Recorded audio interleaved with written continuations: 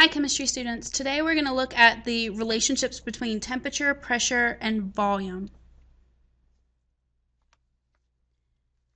The first relationship that we looked at was Boyle's law, which is the relationship between pressure and volume. So Boyle's law states that a volume of a fixed amount of gas at a constant temperature is inversely proportional to the pressure of the gas. A few things I want you to see in the statement. The first thing is that we're holding constant the temperature, and we're saying that the volume of a fixed amount of it is going to be inversely proportional to the pressure. So the two variables that we're changing is pressure and volume. So we've got our independent and our dependent variable, and they are going to be inversely proportional. Now, what does inversely proportional mean? That means that if I increase the volume or the size of my container and give them more space, then the pressure, the collisions that are happening, and that the collisions that are applying a force on the inside of the container are going to be not as frequent as they once were, so the pressure will actually go down. If I decrease the volume, so I compress the gas and give it less space to move around in, then the number of collisions that are going to happen with the inside of the container wall and the gas particles are going to increase, which increases my pressure.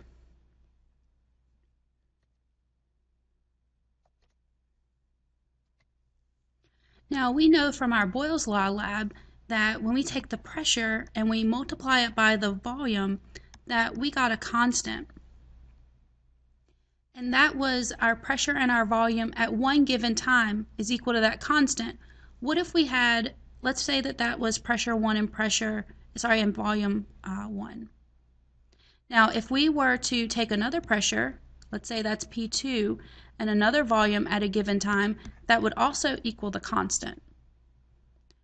So instead of us always equaling it to our constant, what we actually can do is we can put those two together and say that if we have a gas of this volume at this pressure at this given time, then that would be equal to a pressure and a volume at another given point in time, because they're both equal to the constant. So we can smash them together and we can say that this pressure and this volume is equal to the constant, but it's also equal to the constant of a pressure and a volume at another given point in time. So we can put the two together. Now, just to make sure that you guys remember the graphs as well, for an inverse relationship, if one is going up and the other one is going down, so one's increasing and the other one is decreasing, then your graph is going to look like a slight curve. So it's going to basically curve downward.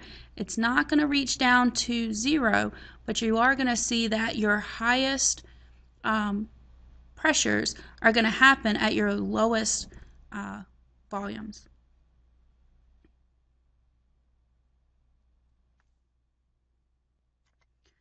So going back to your Boyle's Law lab, we noticed that when we cut the volume in half, so if we half the volume, because our pressure and our volumes are inversely related, that means that if one is going down by a certain amount, then the other one is going to increase by that amount.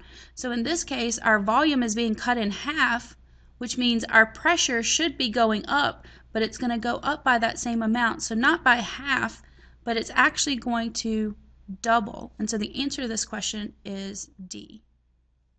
It's going to go up by 2. So let's work a problem. In this problem, they tell us that we have a balloon that's filled with helium and it has a volume, I'm going to go ahead and box that in, volume of 1.00 liters. At, this little word at is telling you that these two go together at 1 atm. And they want to know what will the volume be. So we're looking for volume, question mark, at again, these are going to go together, 790 millimeters of mercury. Now, if we look at our pressure and volume, P1 and V1 at one given point in time, the 1.00 atm is going to be my pressure, and my volume, because I see the word at in between, that means they go together, 1.00 liters. My other given point in time is going to be P2 and V2. And we see again that our volume and our pressure is separated by the word at, which means those two are going to go on the same side of the equation. They're at the same point in time. So 790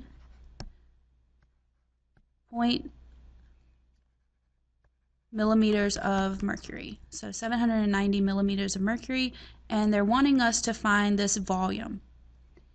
Now, in order for you to be able to set this up, your pressures and your volumes have to be in the same unit. So because our volume 1 is in liters, then when we solve this, our volume 2 its unit will be in liters. Look at your pressure units and you'll notice that they're in two separate units. One's in atm and the other one is in millimeters of mercury. That's not going to work. We're not going to be able to put those into our equation. So we're going to have to convert one of those to the other pressure unit. Well, because pressure 1 is at 1 atm, we can easily convert this because we know that 1 atm is equal to 760 millimeters of mercury. So if I set up my proportion, atm at the bottom and millimeters of mercury at the top, and I fill in my numbers, 1 atm equal to 760 millimeters of mercury, if I multiply across the top, then this is just equal to 760 millimeters of mercury. Okay, now we can do our problem. We know that the formula for the relationship between pressure and volume is P1 V1 equals P2 V2. My P1 is 760 millimeters of mercury, and we've got our our volume 1 is 1.0 liters, and that's going to be equal to our pressure 2, which is 790 millimeters of mercury, and we have our volume 2 that we're solving for. So in order to get V2 by itself, I'm going to go ahead and divide both sides by 790 millimeters of mercury.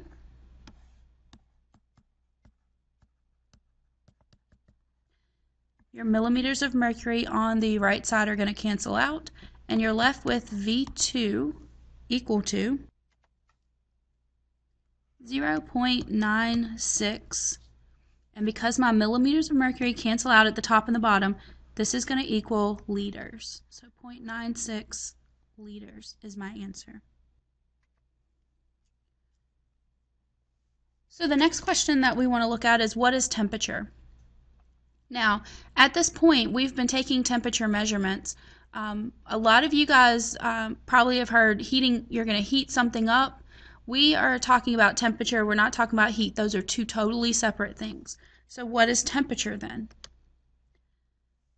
The absolute temperature of a gas is a measure of the average kinetic energy of its molecules. So we're looking at the motion of the particles. Kinetic means movement, so we're looking at the energy of movement for these particles.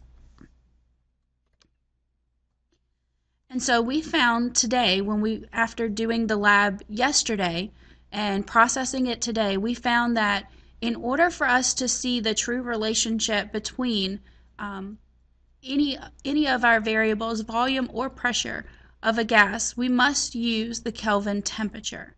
And so Kelvin is equal to the degrees Celsius plus 273. So to convert from Celsius to kelvins, you must add 273 to your Celsius temperature.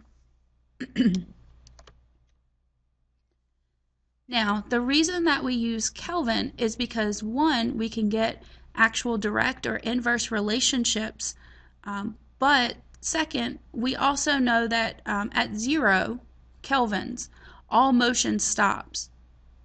So we can get a good relationship between temperature and pressure, which you guys looked at today in class, by using the Kelvin temperature. That same relationship is not seen with the Celsius temperature. It does not work that way. So, before we move on,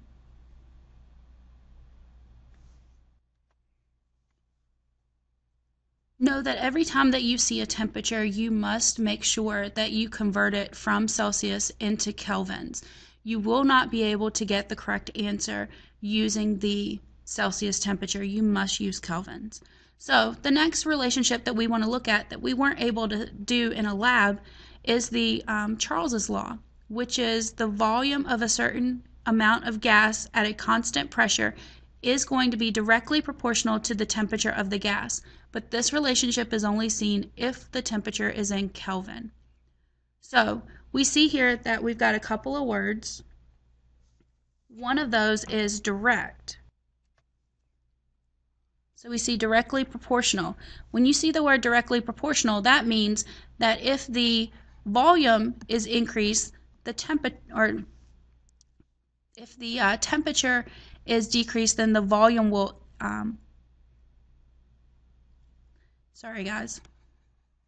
if the volume is increased, the temperature will increase. We don't want to say it that way. We want to say it, if the temperature increases, then we should see the gas actually expand.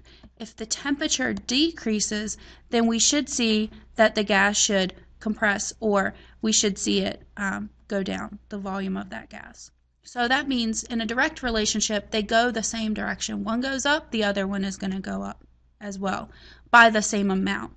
So if I double one temperature, so I double the temperature from, let's say, 100 Kelvin to 200 Kelvin, I should see my volume also increase by 2. I should also double it. If I half my temperature, so let's say I went from 200 Kelvin to 100 Kelvin, I should also see my volume half as well. It should go down by 2.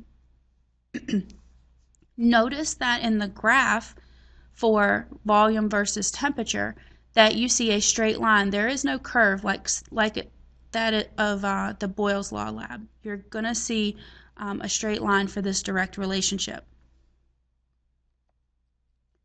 So let's do an example problem. Now, when we're looking at the example problem, the formula that we're going to use for Charles's law is V over T, that's V1 over T1, is equal to V2 over T2. So in my problem, I noticed that if a 2-liter balloon is filled with air at 20 degrees Celsius, and it's placed in the freezer where we have a 0 degrees Celsius temperature, we want to know what the new volume of that air is going to be. So this is my V1, and it's at this temperature. So here's my temperature 1. I have a new temperature, so I'm going to do something to it. Here's my new temperature, T2, and I want to know the new volume, so I'm looking for V2. Your formula, again, is V1 over T1 equals V2 over T2. We're looking for V2. So we need to solve this equation for V2. So to get V2 by itself, I'm going to cross multiply here. So V1 times T2 equals T1 times V2. Now, divide by T1 on both sides. These are going to cancel, and I'm left with V1 times T2. V1 times T2 divided by T1 equals V2. Before I can plug my numbers in, remember that my temperatures have to be in Kelvin. So let's look at T2. T2 is at 0 degrees Celsius. To get it in Kelvin, I have to add 273 to that. So T2 is 273 Kelvin, and my T1 is at 20 degrees Celsius. Add 273 to that, and I get 293 Kelvin. My volumes can be in liters, so now using my formula here, I can plug in my numbers, and so for V1, I'm going to plug in 2.00 liters. I'm going to then multiply that by T2, which is 273 Kelvin, divide that by T1, which is 293 Kelvin, and my answer will be 1.86. Looking at my units, the kelvins are going to cancel at the top and the bottom, and I'm left with liters for my answer. The last relationship we're going to look at is the pressure versus temperature. So this is Gay-Lussac's law that you guys have been working on Monday and Tuesday, Thursday and Friday, of this week. So looking at your lab Thursday and Friday, you collected your data and then you processed it today. So the pressure of a certain mass of a gas, so you kept the mass constant, at constant volume, is directly proportional to the temperature of the gas in Kelvin. So if you were to look at your data and graph it, you should see, once you have converted your temperatures to Kelvin, you should see a direct relationship, meaning that if you increased the temperature, then the pressure should have also increased. If you decreased the pressure, then you should have seen that the temperature was also decreased at that point. Now, looking also at your graph, you should see that if you place your numbers in Kelvin, so all of your temperature measurements are in Kelvin, that if you doubled the temperature, that the pressure also should have doubled. If you reduce the temperature by half, then the pressure should also be reduced by half.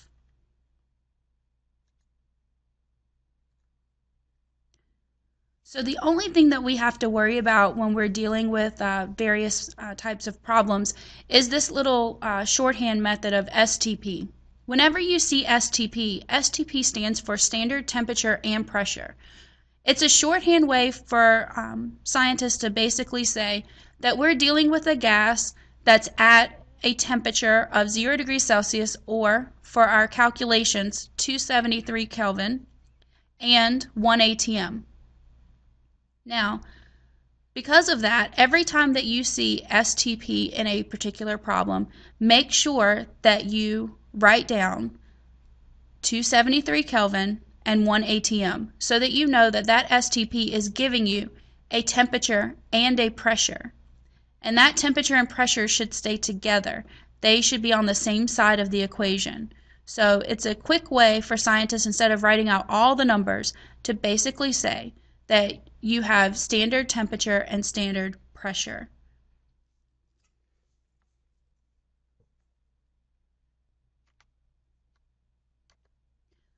So the final problem that you should write out in your notes is this problem. And it states a gas has a pressure of 0.370 atm at 50 degrees Celsius. What is the pressure at standard temperature? So what I want you to do is to copy this problem on the back of your worksheet, and on Monday, your teacher will actually work this problem out, but you should have it completed for credit for your homework. So try it out, and that's all I have for the first gas laws.